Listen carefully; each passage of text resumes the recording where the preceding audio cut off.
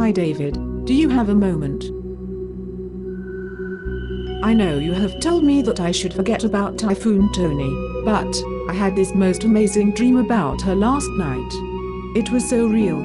But what was most disturbing is that in my dream we had lost contact with home due to some kind of catastrophe. Daisy, you've got to be kidding me. Fact is, we have lost contact and we also believe we have sighted Typhoon Tony. You really do have a gift with those premonitions of yours. Oh my god, what does it mean? Do you think there could be some kind of disaster at home? Oh my god, I hope my family are okay. I shouldn't worry about your family, Daisy. You forget that our time is completely different to that of Earth's due to our extreme velocity. I'm afraid that by now most of your family would have passed on. We've actually been trying to contact Mission Control since we had that sighting of Typhoon Tony. The professor is trying to source the problem as we speak.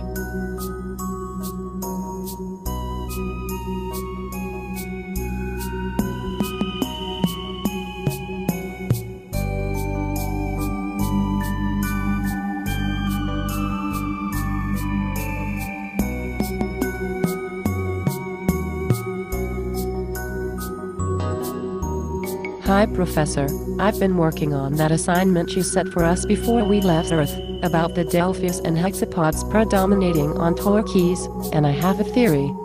Very good, Daisy. Let's hear it. Well, mostly, it's due to environmental issues.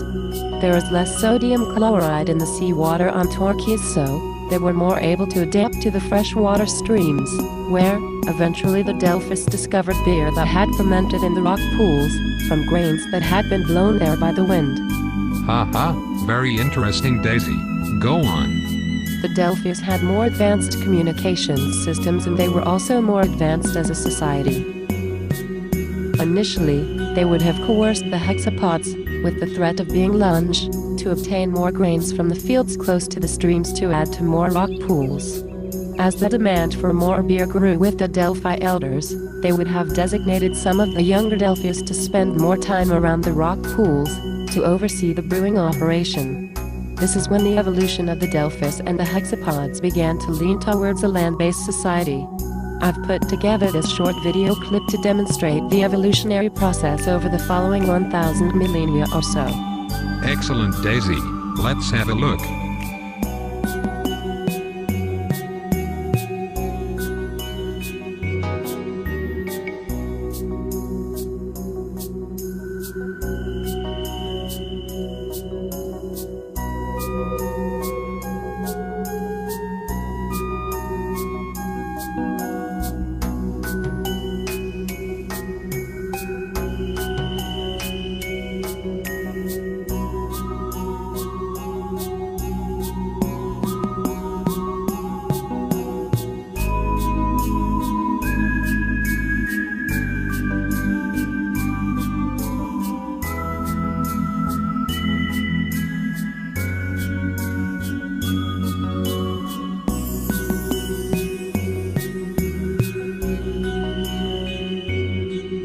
So you see, Professor, just as the wheel was invented by humans, out of necessity to move grain for their brewing operations, much the same evolutionary process has taken place on Torquays. Eventually, of course, the Delphius and the hexapods developed a more symbiotic kind of relationship.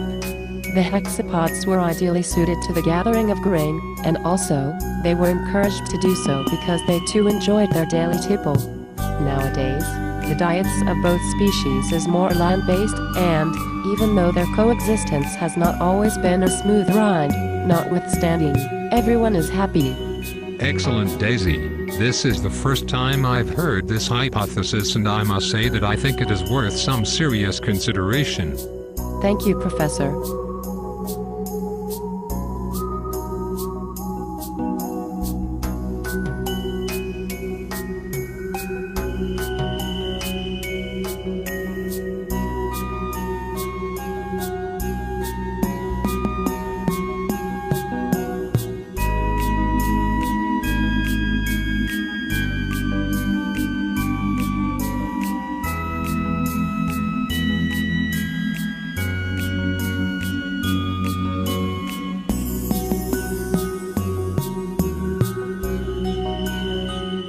Professor, what do you have for me? Ah, Captain, it's not good news.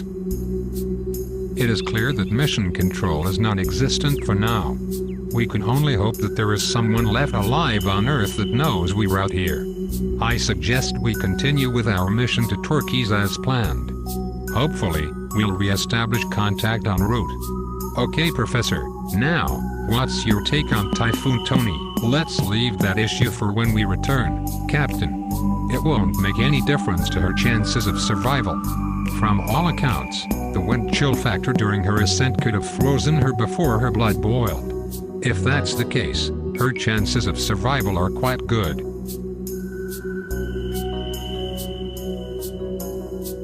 Okay, thank you, Professor. We'll continue on course to the last known sector of the Mayday request.